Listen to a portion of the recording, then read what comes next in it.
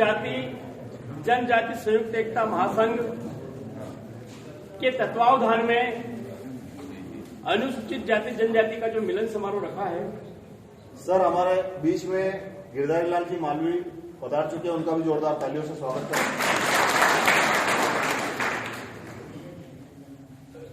बंधुओं, बहुत बेहद मुद्दे की बात करने के लिए हमें एकत्रित हुए हैं। मैं सबसे पहले हमारे बहुजन समाज में जन्मे सभी महापुरुषों को नमन करने के साथ परम पूज्य बाबा साहब के चरणों में कोटि कोटि नमन करता हूं और नमन करता हूं इस समृद्ध मंच को, जिन्होंने अनुसूचित जाति और अनुसूचित जनजाति की 72 जातियों को एक मंच पे लाने का काम किया था। हमारे बहुत सारे वक्ताओं ने बात करी, हम आलोचना और समालोचना में अंतर करना सीखिए साथियों। बहुत ज्ञान की बात हो चुकी है, हम ज्ञान की बात नहीं काम की बात करेंगे। ज्ञान से समाज का पेट भरने वाला नहीं है। तमाम शास्त्र और महापुरुषों के ग्रंथ आप पढ़ लीजिए, एक से एक ज्ञान की बात आपको पढ़ने और सुनने को मिलेगी। ज्ञान की सिर्फ बातें करने से समाज का भला होने वाला नहीं।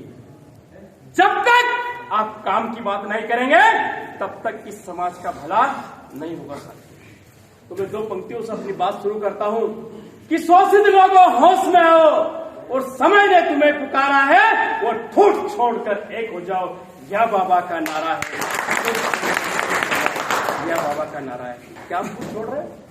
नहीं। बहुत सारी बातें हमारे साथियों ने कही, अनुसूचित जातियों के कई टुकड़े हैं तो अनुसूचित जनजातियों के कई टुकड़े हैं, लेकिन मैं इस समृद्ध मंच को फिर प्रणाम करता हूं कि हम इस एकता मंच के माध्यम से किस प्रकार से इस समाज अनुसूचित जाति और जनजाति, इसका जो शोषण हो रहा है, जो बहुजन पूरा जो बना हुआ था जिसमें अनुसूचित जाति जनजाति पिछड़ा वर्ग और अल्पसंख्यक, लेकिन आज पिछड़ा वर्ग, उसका किसी प्रकार का भी, चाहे वो सामाजिक हो, धार्मिक हो, आर्थिक हो, किसी प्रकार का भी शोषण नहीं हो रहा है। तो वास्तव में हमारा जो वर्ग है वो दिनों दिन पीछे अगर जा रहा है तो कहीं न कहीं नाव की पेंदी में ऐसा नासुर है, वो नासुर हमारी समाज की गर्त में ले जा रहा है और उस नासुर को हम ढूंढ नहीं पा रहे हैं।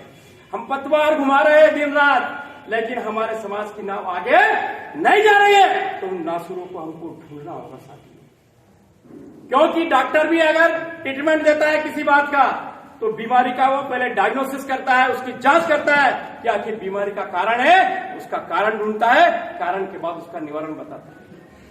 सबसे पहला एनालिसिस किया इस धरती के ऊपर सबसे बड़े, अगर मानव का ट्रीटमेंट करने वाले सबसे बड़े विशेषज्ञ हुए तथागत भगवान गौतम बुद्ध हुए साथियों।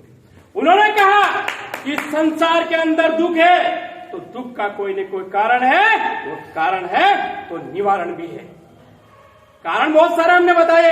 मेरे सब भाइयों में, सब विद्वान भाइयों को कोटि कोटि वंदन करता हूं। कारण आपने ढूंढ लिए, लेकिन निवारण क्या है साथियों? बाबा साहब डॉक्टर भीमराव अंबेडकर या अमृत का घड़ा, या अमृत का घड़ा हमारी समाज को बनाने वाले, 4-4 बच्चे कुर्बान करने वाले और ये अमृत का घड़ा बनाने वाले, लेकिन हमने उसकी कद्र नहीं की, हमने संविधान की पोथी को नहीं पढ़ा साथियों। बाबा साहब की तस्वीर लगाने की बात हो रही थी, तस्वीर तो दूर, हमारे घर में संविधान ढूंढना नहीं मिलेगा जब इसको हम पढ़ेंगे नहीं। इसमें क्या है? जिस प्रकार से हमारे एक साथी ने बोली थी बात को हम सुन के सिर्फ उसको निकाल देते हैं कि 6743 जातियों में जो बटा हुआ समाज था, इसको 4 वर्गों में बाबा साहब डॉक्टर भीमराव अंबेडकर ने बांटा। और सबसे पहले अधिकार की अगर बात करें तो वो पिछड़ा वर्ग की बात करिए।